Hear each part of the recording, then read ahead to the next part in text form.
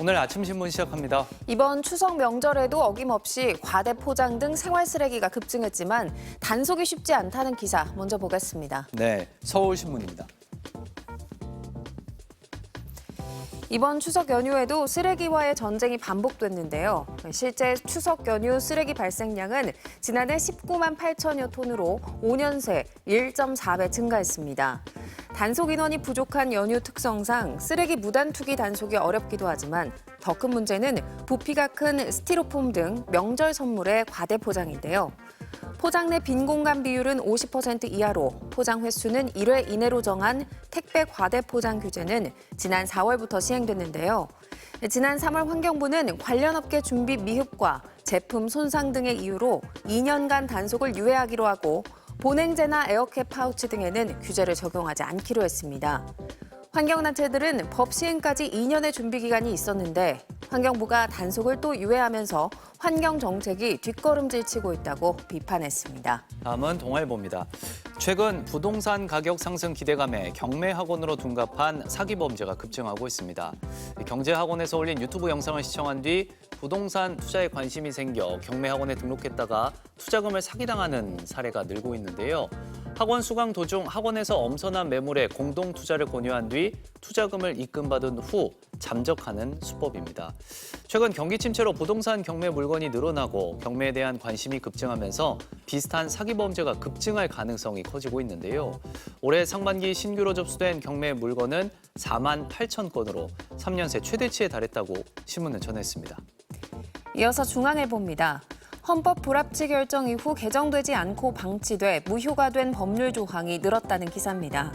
최근 아동 청소년 대상 성범죄자의 공무원 임용을 금지한 국가공무원법을 비롯해 관련 법률 조항이 헌법 불합치 결정 이후 1년 6개월 넘게 개정이 이뤄지지 않아 효력을 상실했고요. 대통령 관저와 국회의장 공관 주변 집회 금지 규정 역시 사라졌습니다.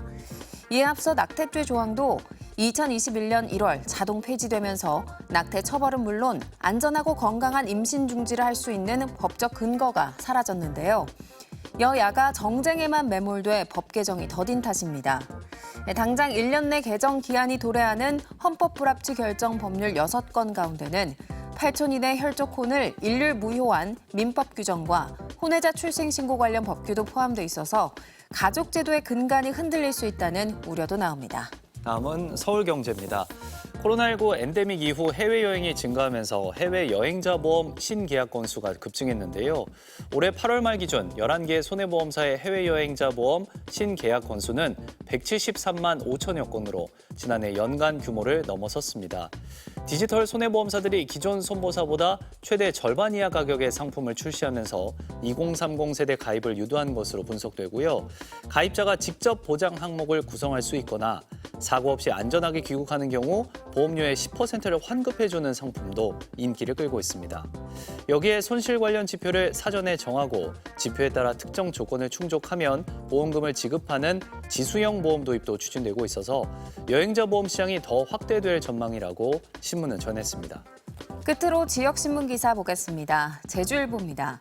지난 100년 동안 한라산의 구상나무 숲 면적이 절반 가까이 감소한 것으로 나타났는데요.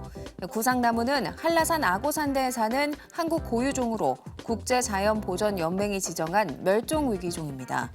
1918년 1,168헥타르에서 2021년 606헥타르로 48.1% 감소했고요.